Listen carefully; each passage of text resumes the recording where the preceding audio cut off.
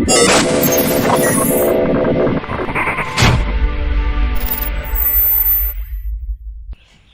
back to the world's worst fishing. Good morning. It is about 8:30 in the morning, Sunday morning, and we're getting an early start today. I have a ton of plastics to make, which is a good thing. But today we're going to be doing an exciting color. I've received a custom order for this color to make in the Boom Shad, and it is a Gary Yamamoto color called Electric Shad. I don't know how well that's showing up, but I'll screenshot it, put it in the video so you can check it out. It's a really, really cool laminate. It's got some pearl in it, and it has something really cool. It has hologram glitter, which is like a little bit more expensive. It's a laser hologram glitter. It has just an incredible sparkle to it, and it really reflects a bunch of different colors. So I actually special ordered this just for this color, but it's a really, really cool color. I've never made anything like it, and I haven't used laser glitter on the channel yet, so we'll talk a little bit about the difference in that and how to use that. But stay tuned today. This is Gary Yamamoto Electric Shad.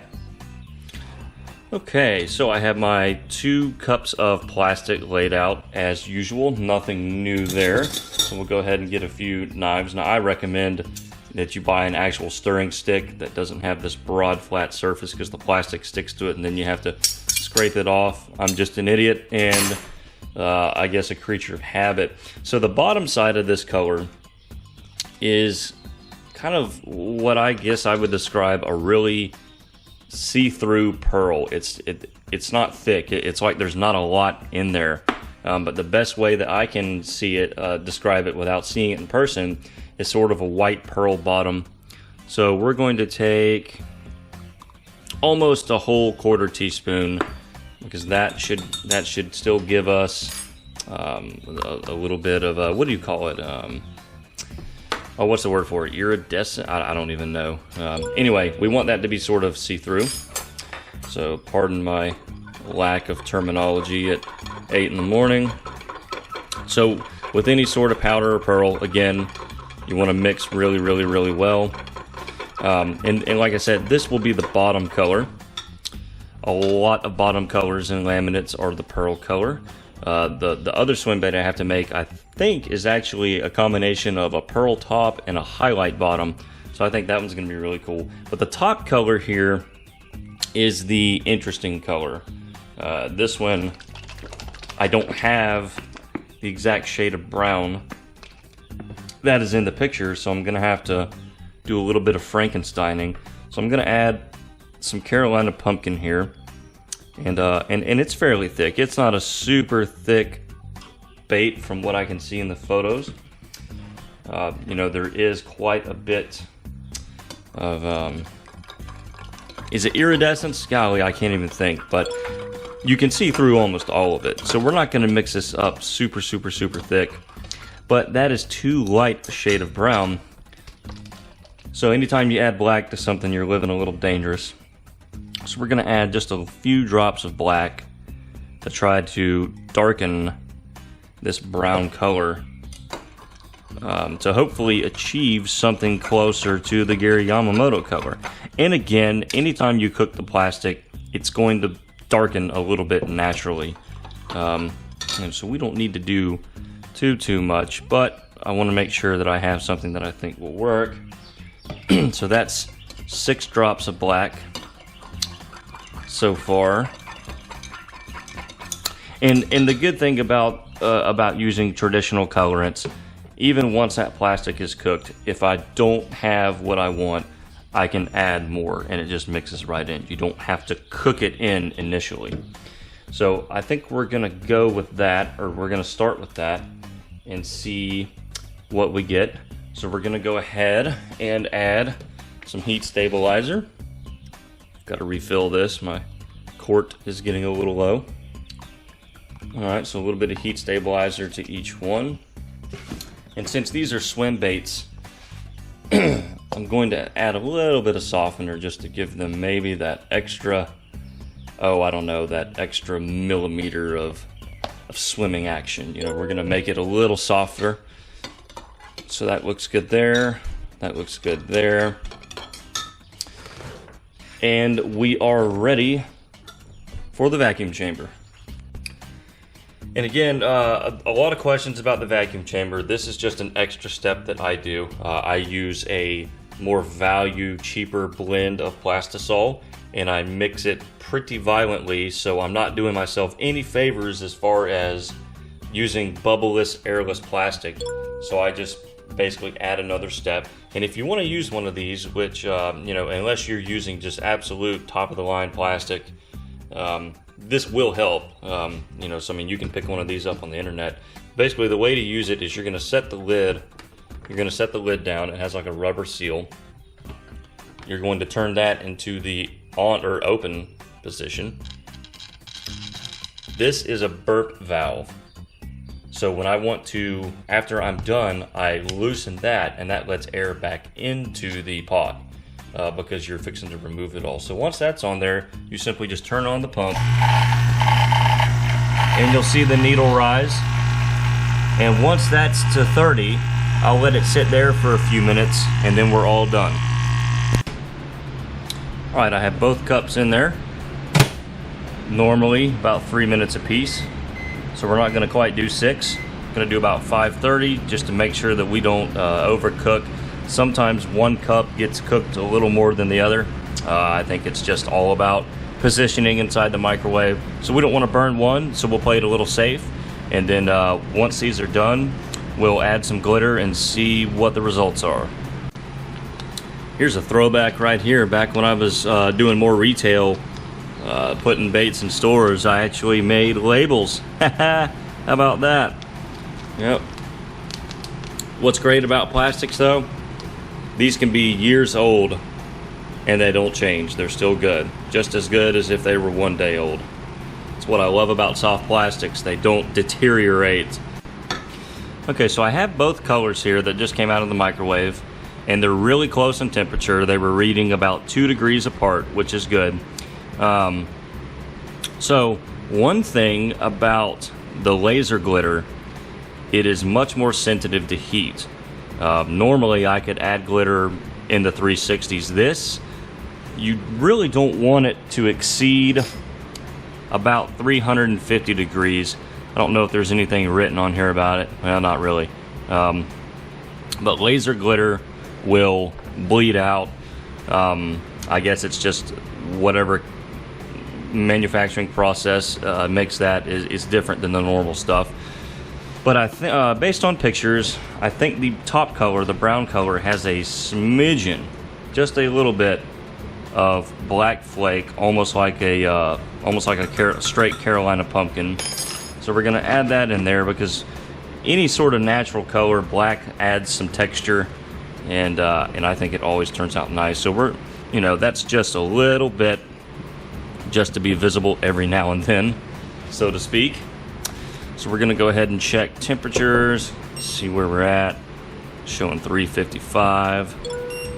This one's showing, what is this one showing? I'm showing 340. Let me try this again. They were 2 degrees off. Okay, that's showing 334. Wow, yeah, these cooled down quick. All right, so this is below 350 degrees now. So we're gonna go ahead and add this, and this is 0.015, which is what most hologram glitter is. And we're gonna go ahead and load it up. Oh, that's gorgeous already. Based on the pictures, it looked like there was quite a bit of this in there. Like I said, you have to be really temperature careful with these. It definitely needs more, I think, but I think that's going to look really cool. So we're going to add almost another whole serving there. Let's see what that gives us. And there again, if I don't have to stir with a knife, I don't. I just stir with motion here, and that will stir my glitter in and usually do a pretty good job. Okay, so I have both plastics laid out here. I had to reheat them slightly. So here we go. We're gonna draw up. The brown side is the top on this mold, or on this color. So we're gonna keep doing that there, keep filling that. I'm gonna hold some pressure.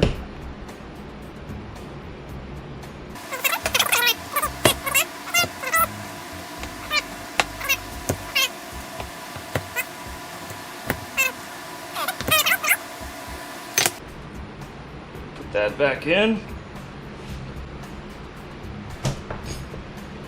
And we will see what we have here, folks. Okay, a little moment of truth. We will see what we have. And it's going to look different in this bait, of course, because different shapes, you know, make it look different. I hope you can see the light. That's actually not bad. I think I'm going to thicken up the top portion and add a little more of the hologram glitter, but that's not bad. I'm gonna keep these if I can make them better on the next go around. Then those are the ones that we'll go with, and I'll probably keep these for myself. But I like that, so I think I can make it a little better. So we're gonna make a few adjustments here, and then we're gonna shoot another round and see if they come out a little better. I would sure like to know what in the heck that is and where it came from. Okay, so we're gonna thicken up the brown side. It seemed like it wasn't quite thick enough, and it had too much transparency. See, I figured out the word. So we're gonna add a couple more drops of Carolina pumpkin here, because that is a very thick colorant, and for good measure, I don't know, another drop of black or so. You know what? I put the wrong cap on the wrong bottle. Oh well. So we're gonna start with that. We're gonna mix that up a little bit, and then the other. Oh yeah, that's looking real good. And then the other obvious thing was I did not have enough laser glitter. It just wasn't showing up enough, so we're gonna add another full 1/4 teaspoon. Then maybe a little more for good measure. Adding glitter is just the funnest thing. I don't know what it is. Just like watching it get stirred in. Oh yeah. All right, let's see what we've got. So we have here. It's looking good. I still want more. I want this thing to be able to be seen for miles. Another one. That's like four entire servings of glitter right there. So I'm gonna mix that up a little. Yeah, that ought to do it.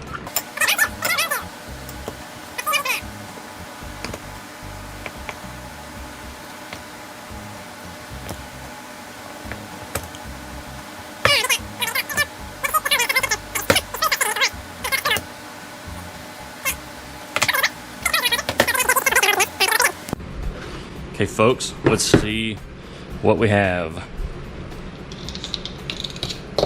Let's see if these did a little better. Yes, they did. Here we go.